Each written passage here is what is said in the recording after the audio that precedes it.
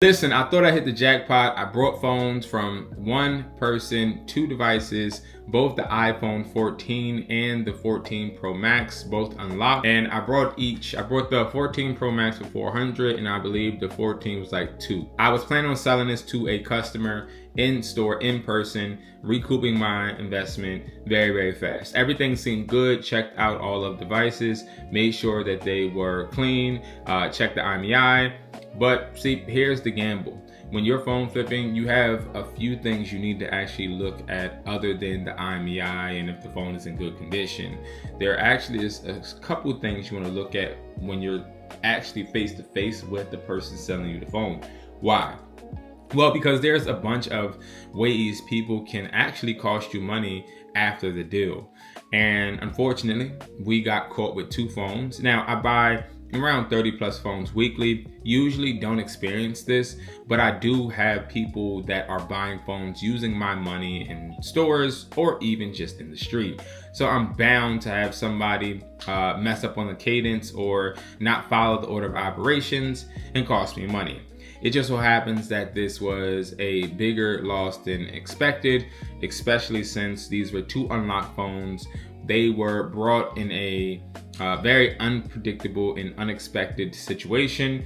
And I'm going to deep dive in this video, not only what happened, but also how you can make sure it doesn't happen to you. How do I maintain my phone flipping business without making this mistake consistently? And what do you need to look for in people to avoid this from happening to you? So first, I just want to tell you, phone flipping is a gamble in general. Any phone can be blacklisted or reported lost or stolen, no matter what. But when you are buying phones from people, it's important that you understand how they get these phones usually. So usually a person will go into a T-Mobile, an AT&T, or Verizon, just like you and me, and they'll go and buy a phone. They'll put that phone on an installment plan, pay monthly. Usually what people do is they'll put insurance on these phones just in case they drop them, so they can get a replacement. But there are a few people that have some cynical or just different plans. Now, some people, they'll use the phone, do an insurance claim, report the phone they currently have as lost or stolen, get their insurance claim phone, and pick up where they left off. And this is a dangerous scam, dangerous game. And this is why it's important to make sure you are selling phones immediately once you get them. These phones sat for probably about a day, and it was a little bit too late. I'm going to put the IMEIs right here. This is exactly how it looked when we got these phones. As you see, everything is unlocked and good. I was able to cash these people out. They were a couple, but again, I didn't have any red flags. Usually, if I am told that there's a deal, I ask a bunch of discovery questions, but this one just seemed very, very just straight to the point. And the conversation I was hearing going on made me feel a little comfortable. And that brings me to my first point. Too much talking. Sometimes when you go and meet up with people, they will talk a lot. Usually it's meant to throw you off. They'll start talking about kids and the weather and a bunch of different things to throw you off and lose focus, right? They want you to not pay attention to the details, but instead pay attention to the conversation. And this is something you want to look out for, because every time I personally lost money at a deal, it was because I was talking too much. So what I tend to do is just get straight to the point.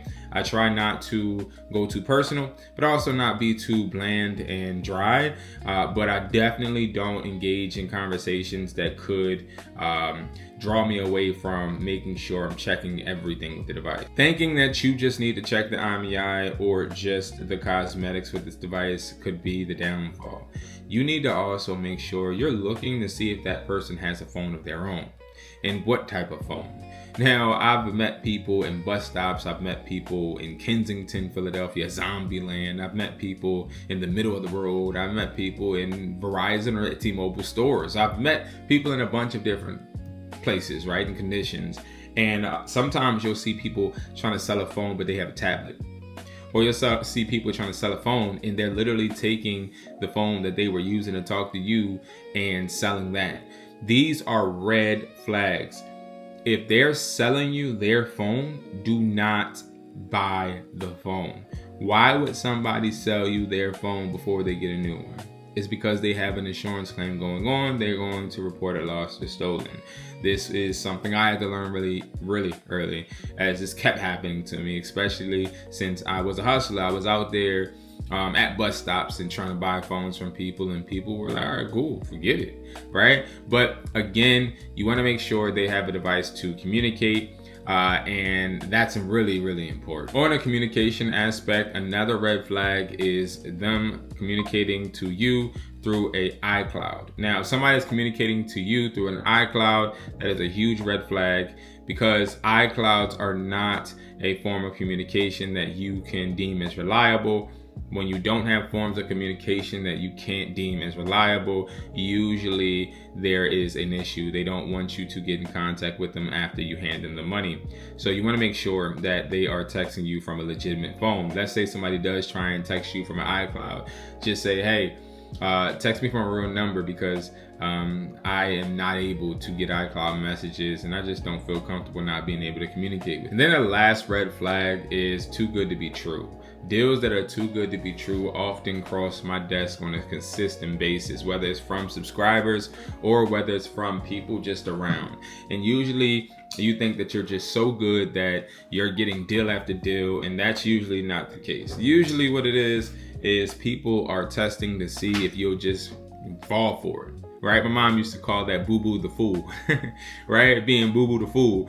And there is a such thing as a really good deal, but when you don't have any objections and people aren't trying to argue back, and not in a negative way, but just trying to rebuttal, then you have a little bit of a problem. So sometimes in a deal, I would just literally try to create friction. And if the friction doesn't exist, then I start getting a little wary, and I start judging that person a little different and trying to figure out why they're not doing any pushback. Now, here's the moment of truth. Here is the blacklisted status that we ended up getting when we tried to ship these to buyers the next day. So within 24 hours, it was reported lost or stolen, okay, and locked.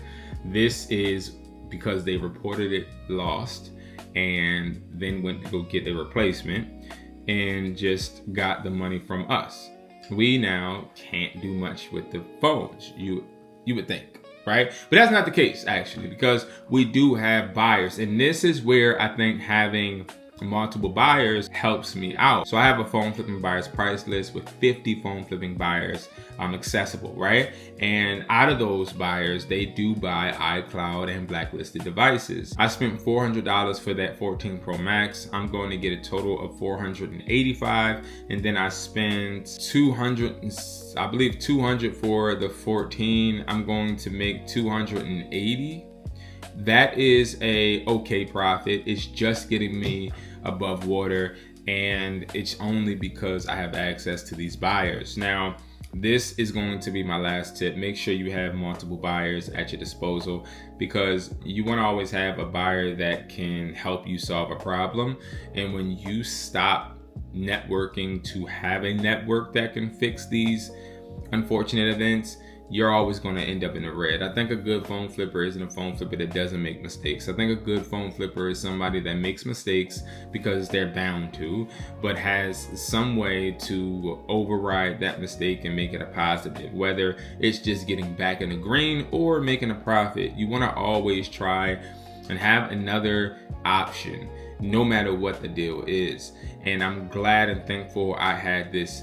And I just wanted to make this video because I think a lot of phone flippers can use this as a lesson. Don't just buy phones just because they seem good. And also remember, any used phone you buy could be reported lost or stolen. Make sure that you are looking at some of those tips I told you within the person selling a phone, so you can avoid falling into this trap.